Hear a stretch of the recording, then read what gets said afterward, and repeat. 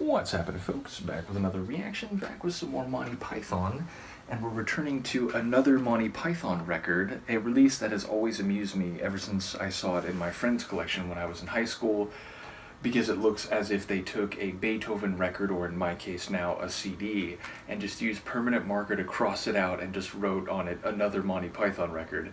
In any case, we're going to listen to a track, I assume a sketch, called Contradiction. Now, my first thought was the argument sketch, because at some point he's like, this isn't even an argument. Yes, it is. No, it's not. It's just contradiction.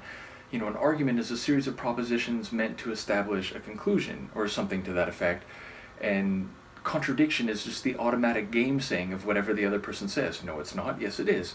So yeah, my brain went there, and maybe this will be something similar, but I don't ever remember hearing this. And again, side note, I knew of this release for a long time, and maybe I heard it at my friend's place a long time ago, because again, we met because we were in a class together, and we shared some other interests like techno and so on, and then it was like, wait, you listen to Monty Python too? I'm a huge Monty Python fan, and he showed me this.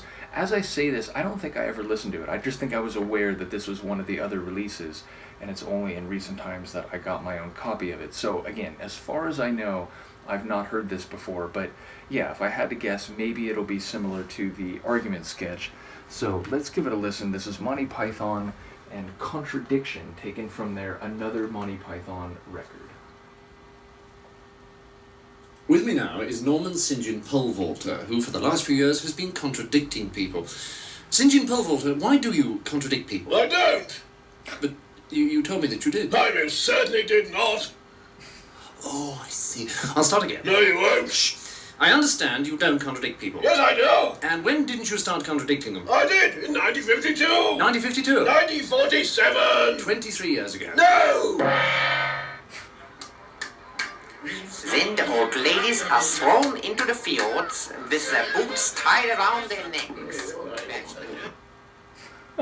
Again, the links between their sketches are often in some way related, although in some cases they're just true non sequiturs. So yeah, there's always the added amusement of the way they transition from one sketch to another, which, because some of this material was eventually part of their flying circus show, or maybe vice versa. Maybe some of them were sketches on the show first and then were released on their audio albums. But either way, I know in some cases the transitions are different, meaning and now for something completely different, movie, which was drawn from sketches from Flying Circus, I know some of the links were different than they had been originally in the show.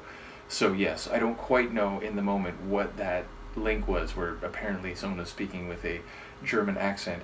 Nevertheless, the sketch was somewhat similar to what I thought in advance. It was, although in this case it's like a proper interview, as someone who's been brought on a radio program because they're famous for contradicting people. And I like how after 2 responses, the interviewer, John Cleese, instantly okay, hold on, I realize what's happening here. Okay, let me rephrase my questions. And he turns the questions around so that he actually gets the answers that he would normally get if he were to ask someone questions who wasn't dead set on contradicting everything.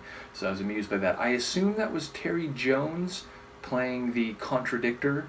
Nevertheless, yeah, I do enjoy the way the interviewer quickly, reformulates his approach and then starts getting the answers. Although, again, it's funny because he's like, oh, back in 1952, no, 46 or whatever, which is not a direct, yes, no contradiction, but it is contradicting the other person by insisting that, nope, it's not the year you said, it's a different year. So, yeah, I enjoy that. Although it was very short, I feel maybe a minute. In fact, the whole thing was under 40 seconds. So then if you take that link, or that, sort of transition at the end, that was probably 7-8 seconds. So the whole thing, the whole interview was 30 seconds. So definitely a shorter one.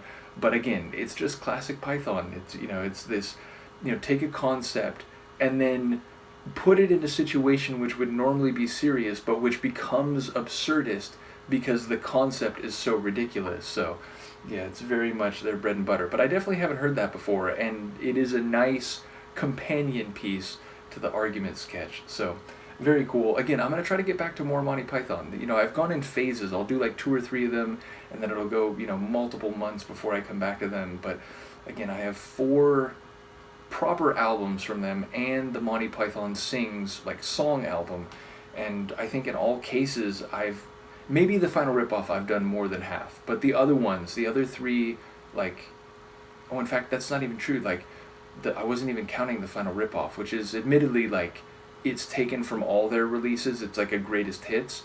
So, yeah, I have like a greatest hits compilation, which I think I have done the majority of, maybe like 75% or something. But when it comes to Monty Python Sings, the Tie-in Handkerchief album, the Another Monty Python Record, the Instant Monty Python Record Collection, and I think there's one other one. I think I've done less than half of all those. So the point is, we've got a lot of Monty Python remaining, and I will try to go through them with a bit more celerity. So, in any case, let me know what you think, and I will see you for the next one. Peace.